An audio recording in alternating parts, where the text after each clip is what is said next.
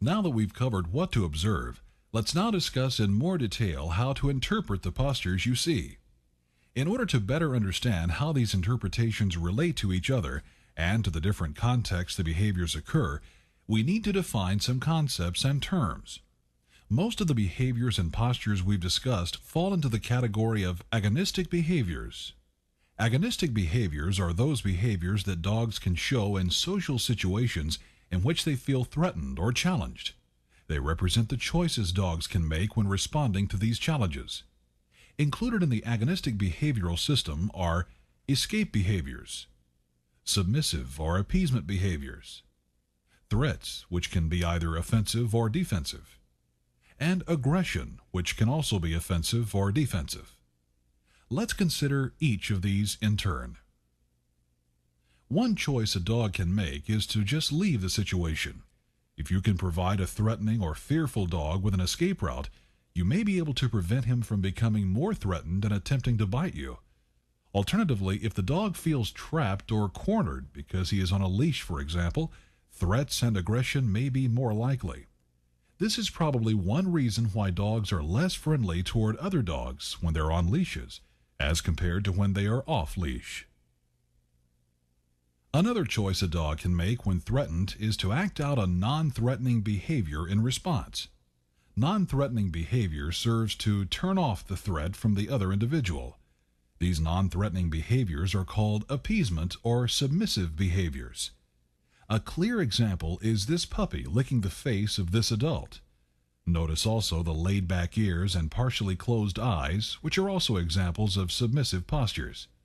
This face licking may also be a greeting behavior and is thought to have developed from the face licking wolf pups would do to stimulate the adults to regurgitate food when they return to the den from a hunt.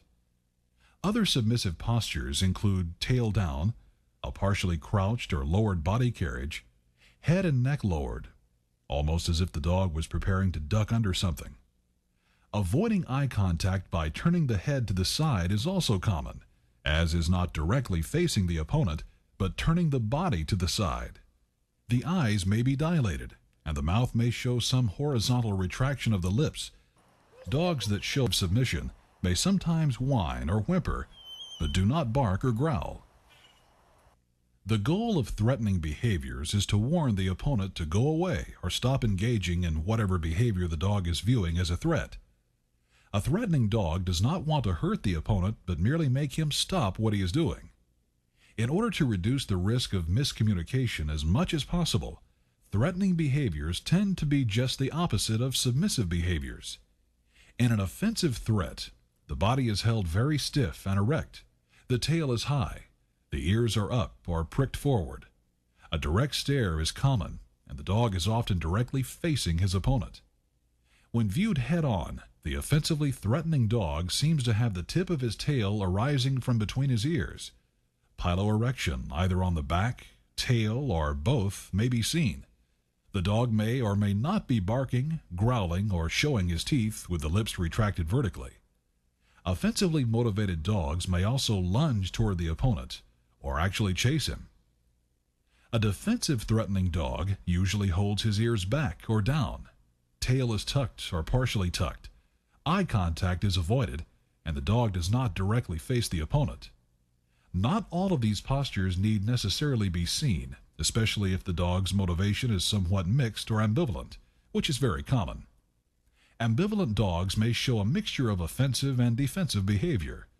Defensively threatening dogs may also bark, growl, or show their teeth by retracting the lips horizontally. You'll notice that a defensive threat and submission have some elements in common, such as ear and tail carriage, avoidance of eye contact, and of facing the opponent. However, the body of a defensively threatening dog will tend to be stiffer and more frozen than the loose, sometimes almost wiggly behavior of the submissive dog. Listen carefully for any vocalizations. If you're not sure if the dog is defensive or submissive, either wait a few minutes and see what the dog does, or assume less threatening postures yourself to see how the dog reacts. Threats can also include snapping behavior, defined as an inhibited bite that never touches the opponent.